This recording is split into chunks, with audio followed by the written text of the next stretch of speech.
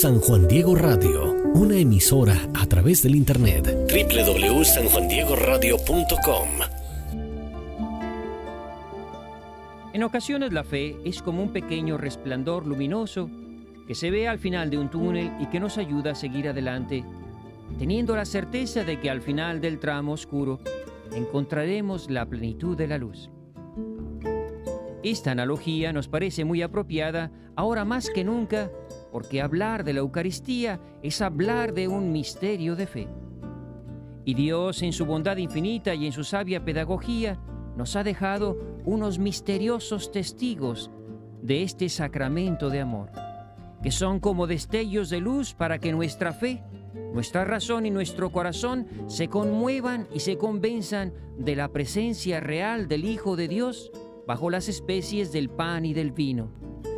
Los invito a que me acompañen en este fascinante recorrido por los caminos de Europa en busca de los milagros eucarísticos.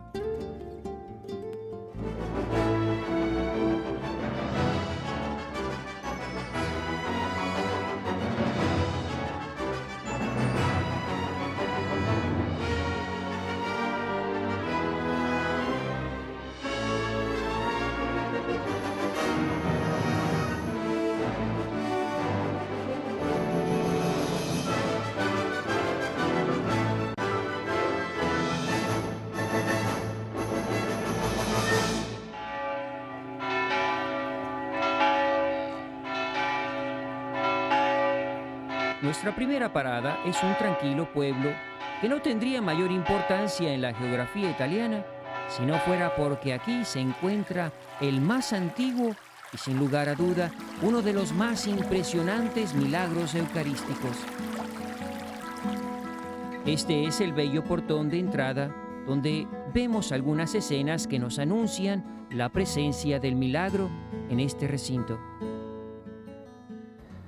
Nos encontramos en la iglesia de San Francisco en Lanciano, y aquí se encuentra uno de los milagros eucarísticos, el primero y más extraordinario de todos, ocurrido ante la duda de un monje basiliano al celebrar la Santa Misa. Decimos que fue el primer milagro porque ocurrió en el siglo VIII.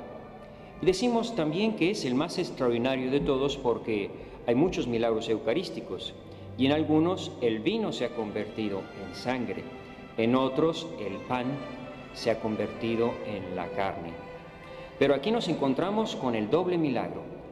El monje, al celebrar la misa, después de la consagración, el pan se convirtió en carne viva y el vino se convirtió en sangre viva, que formaron como unos grumos de sangre que se conserva ahora en dos vasos de cristal.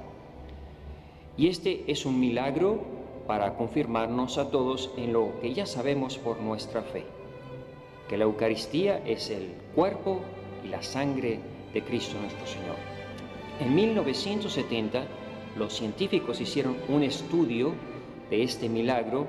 Al estudiar la carne, descubrieron que es parte del miocardio y del endocardio, es decir, es el corazón mismo de una persona. Y la sangre es verdadera sangre humana. Eso que nos dice la fe, vienen los científicos, viene el milagro a confirmarnos en esa fe poderosa de los cristianos. Dejamos el pueblo de Lanciano y nos dirigimos a nuestro siguiente destino. Lo apacible y tranquilo del paisaje nos ayuda a reflexionar en los misterios de nuestra fe. El propósito de este viaje no es mostrar fenómenos extraordinarios e inexplicables. No, esto es una peregrinación de fe, una jornada para orar frente a estas muestras del amor de Dios que Él permite que sucedan, para que la fe de sus hijos se enardezca y nos lleve a seguir su voluntad. Ferrara es una hermosa ciudad medieval que en un tiempo fue sede de una de las familias más poderosas de Italia. Entre estos soleados puentes y solitarios callejones, llegamos a la iglesia donde se encuentra el milagro de Ferrara. Nos encontramos en la ciudad de Ferrara, en Italia. Estamos en el santuario de Santa María in Vado y estamos en la capilla donde se venera un milagro eucarístico. El día 28 de marzo del año 1171, un sacerdote, el padre Pedro de Verona, celebraba la misa de Pascua.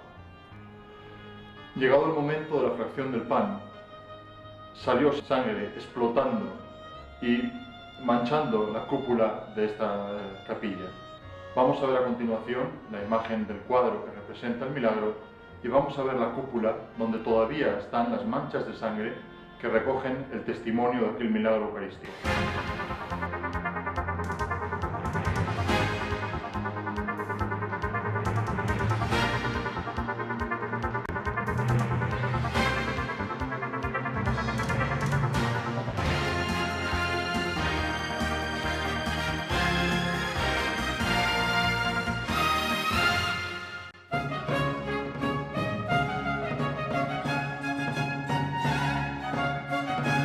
Llegar a Florencia siempre es un gozo para el corazón. La cuna del Renacimiento es una ciudad que contagia su alegría con sus hermosos puentes, plazas y esculturas.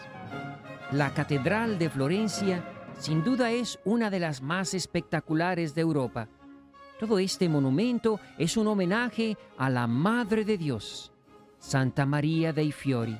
Pero vayamos a la búsqueda de la iglesia de San Ambrosio, donde sabemos que se guarda el milagro de Florencia. Estoy hablando con la señora Metela, que nos va a conducir a la iglesia de San Ambrosio. Esta es la iglesia de San Ambrosio y en ella se encuentran dos milagros eucarísticos, uno del siglo XIII y otro del siglo XVI. Ahora sí me puede acompañar allá para... Vamos, ce ne andiamo. Dopo mi dà una foto anche a me. Sì, se mi dà il suo indirizzo. La iglesia por dentro es muy sobria y austera. Nada parece anunciar el tesoro que se guarda en uno de los altares laterales. Estamos aquí con el sacristán de la iglesia de San Ambrosio. ¿Cuál es su nombre? Salvatore. Con el señor Salvatore, que nos va a explicar, él es el custodio aquí de la iglesia de San Ambrosio y nos va a explicar uno de los milagros eucarísticos que están contenidos, que son venerados en esta iglesia. ¿Me puede explicar un poco de esto? Ecco, guarda, nel 1230 Salvatore nos explica que en esta custodia no se encuentra uno, sino dos milagros eucarísticos. El primero sucedió cuando un sacerdote que celebraba la misa de manera rutinaria descuidadamente dejó el cáliz sin purificar después de celebrar la Santa Misa. Al día siguiente, cuando quiso volver a usar el cáliz, descubrió que el vino se había convertido en sangre coagulada. Nos explicaba el sacristán que en esta custodia, porque es propiamente una custodia, un milagro convertido en custodia, están de hecho dos milagros. En la parte superior, en la parte del centro, se ve una como ampolla de alabastro. Ahí está contenido la sangre coagulada del milagro que aconteció con el descuido de ese sacerdote. Y en la parte de abajo están las partículas de otro milagro que sucedió, que fue un incendio en esta iglesia, que se quemó todo el mantel e incluso hasta el cáliz se derritió, pero las partículas estaban totalmente intactas y ahí en la parte de abajo de la ampolla se conserva una de esas partículas. Una cosa que llama la atención de este milagro es precisamente que está en forma de custodia. Y esto se debe a que en 1340 sucedió una de las pestes terribles de Europa, murió mucha gente y para detener la peste el obispo sacó esta custodia en una procesión por todas las calles y hicieron una custodia para que todos los años repetir esa procesión con el Santísimo. Y esto es lo que nosotros tenemos que quedarnos claro con todos estos milagros, porque podríamos hablar de uno de 1000 milagros eucarísticos, pero no añade nada a lo que ya sabemos por el catecismo, que Cristo está realmente presente en cuerpo, alma y divinidad en la Eucaristía. Y lo que Dios quiere hacer con estos milagros que a veces parecen un poco llamativos, lo que Dios quiere es nada más recordarnos el amor, el respeto, el culto y la adoración que todas las criaturas debemos al Santísimo Sacramento, que es la expresión máxima del amor de Dios hacia nosotros. Queremos aprovechar para hacer una oración con todos ustedes. Esa oración que tanto no sabemos, que tantas veces hemos rezado, pero que hoy tiene más sentido. Alma de Cristo, santifícame. Cuerpo de Cristo, sálvame. Sangre de Cristo, embriágame. Agua del costado de Cristo, lávame. Pasión de Cristo, confórtame. Oh mi buen Jesús, óyenos. Dentro de tus llagas, escóndenos. En la hora de la muerte, sálvanos. Del maligno enemigo, defiéndenos y mándanos ir a ti, para que con tus santos te alabemos por los siglos de los siglos. Amén.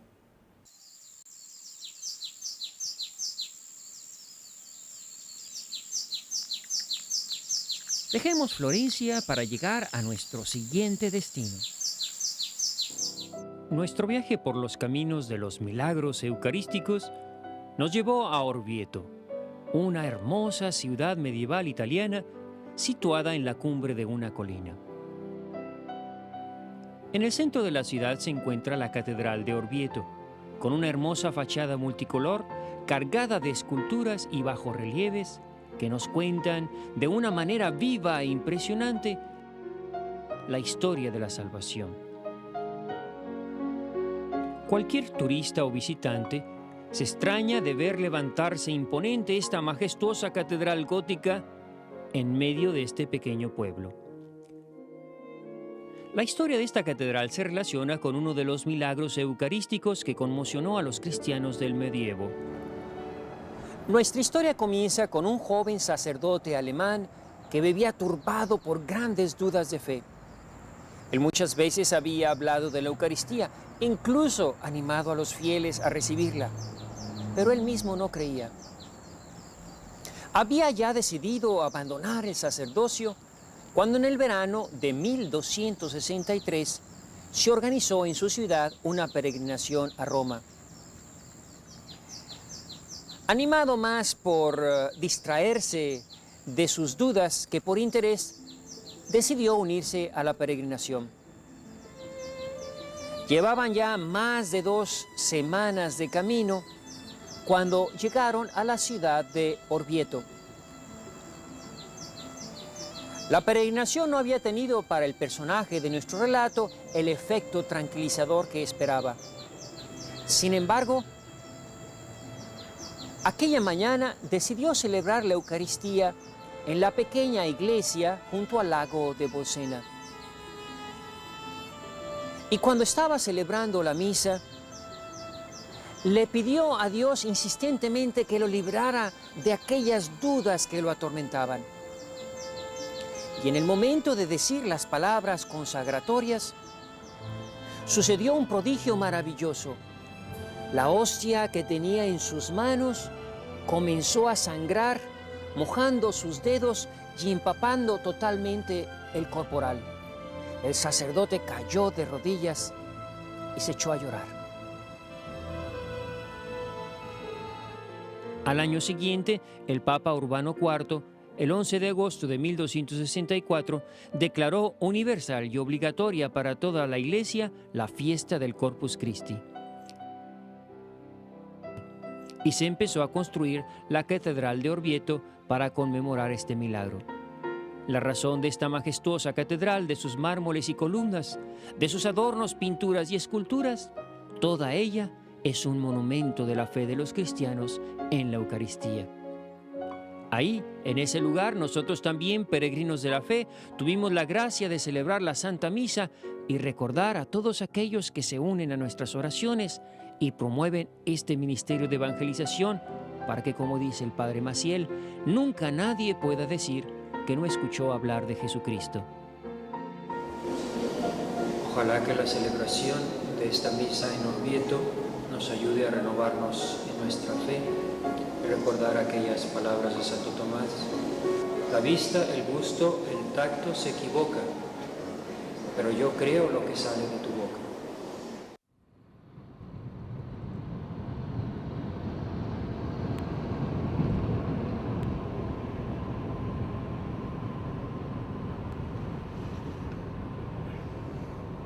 Aquí vamos en nuestro camino de los milagros eucarísticos.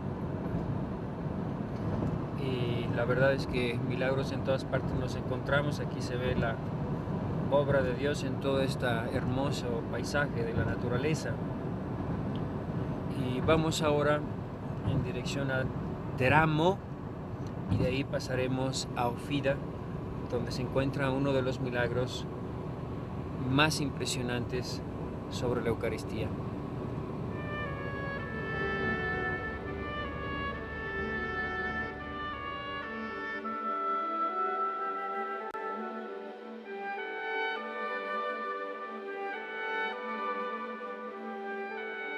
Finalmente llegamos a esta ciudad enclavada en la campiña italiana. Vayamos con Johannes Habsburgo para conocer la historia de este milagro que le dio fama a este hermoso pueblo típico de la Toscana.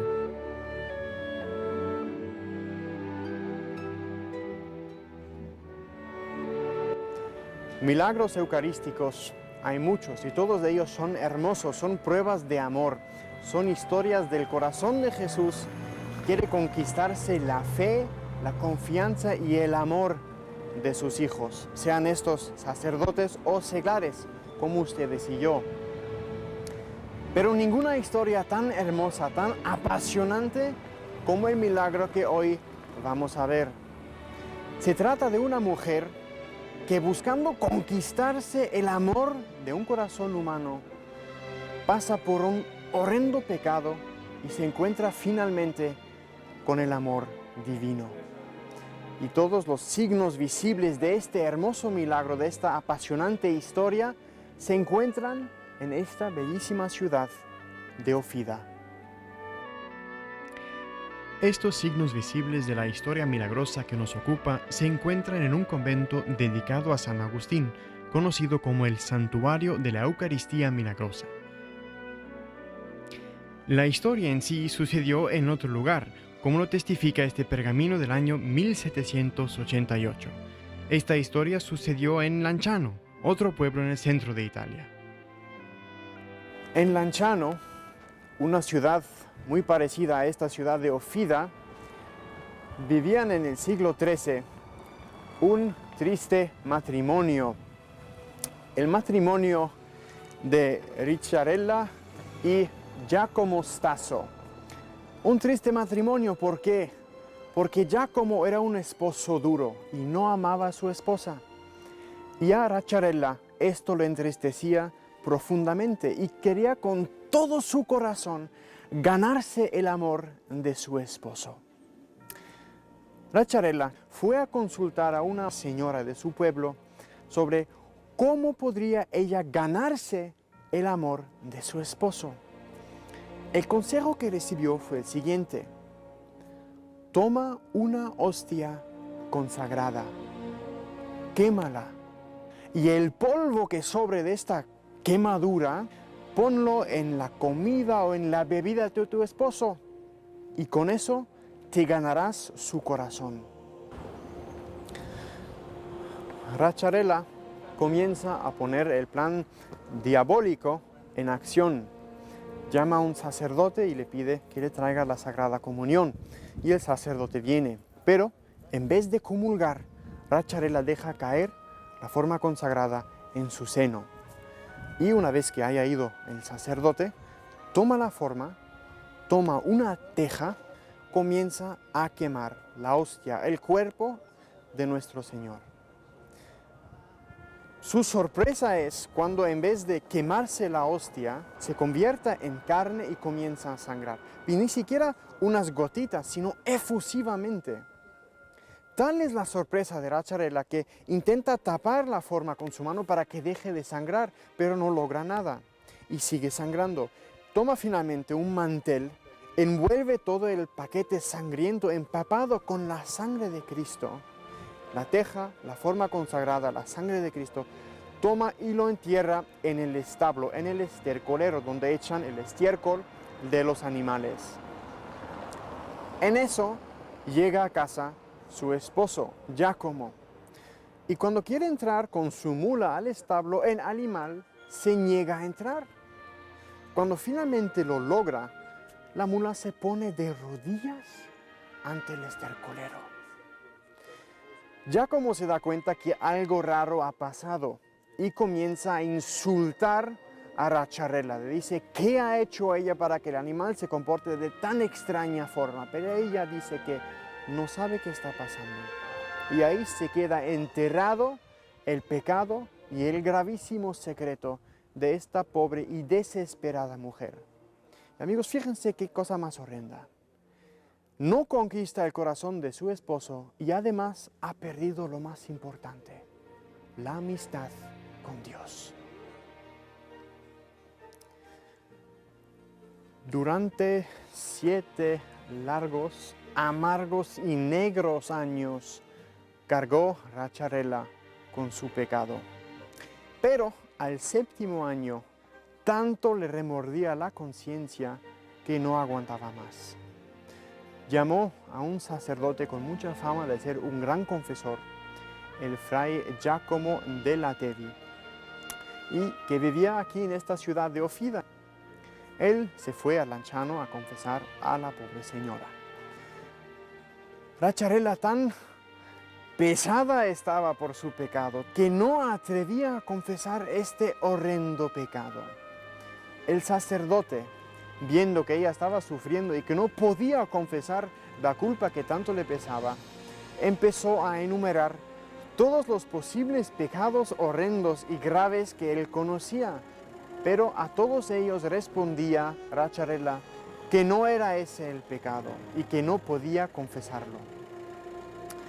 Finalmente, habiendo enumerado todos los pecados posibles que él conocía, exclamó: «Señora, he dicho todos los pecados horrendos que existen. Lo único que usted puede haber hecho que sea peor que todo esto es haber matado a Dios». Y en eso exclama Racciarella: «Eso es lo que hice, he matado a Dios, he matado a Dios». El fraile, al escuchar esa confesión algo sorprendente, le animó que le tomara valentía y confesara con toda confianza en Dios su pecado, por lo grave que fuera, porque Dios no quiere la muerte del pecador, sino su salvación. Y Racciarella comenzó a narrar la triste historia de su sacrilegio. Al final de la confesión, le animó para que le entregara los restos de este milagro.